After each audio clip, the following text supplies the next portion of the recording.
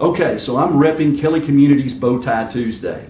But you know what? I'm going to get right to it. I want to talk to you today about 10 retirement savings tips for 20-somethings. You got to start early. I mean, my goodness, if you're in your 20s and you're starting to save, well, you're already ahead of the game. Because by the time you get to retirement, you will have saved yourself a pretty good nest egg. I like what Dave Ramsey says. It's incredible what compounding interest can do for you.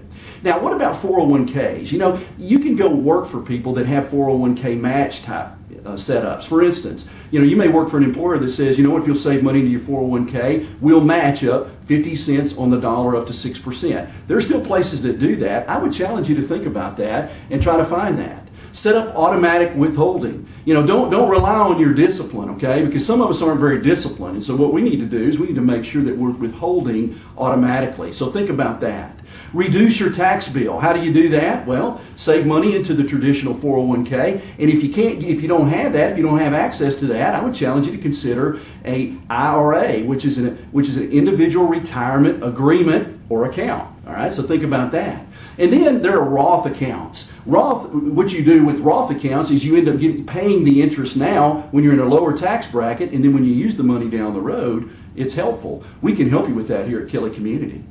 Claim a saver's credit. I won't take a lot of time to talk about that. It's in the written part of this blog, but I will tell you that it's there. And if you're a person that's getting started in your 20s, take a look at claiming a saver's credit. And then minimize your fees. Watch out for fees, because if you pay fees over a period of time, like 30 years to investment companies, then you will get a huge chunk of your retirement nest egg will be lost. And then avoid early withdrawals. You can't take monies out of a 401k until 59 and a half. If you do, it's going to be a 10% penalty. You don't want none of that. Let me talk to you about visualization for a moment. A great hitter is on deck and he's getting ready to hit and he's visualizing hitting the ball. A person that's about to go to the free throw line and shoot the bucket is visualizing making it. The quarterback is visualizing the touchdown pass. The receiver's visualizing catching the ball. I mean, I want you to visualize yourself at age 65. What are you going to be like? Are you going to have saved money like you should have?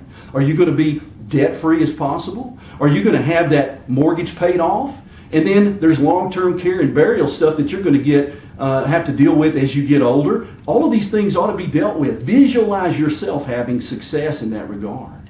Compounding interest is huge. At Kelly Community, when you're at retirement age, we teach this. Let's have your monies not be worked for, but let's have your monies that you've earned over the course of your life working for you. At Kelly Community, we're about helping consumers do this. Save more, earn more, and do more financially.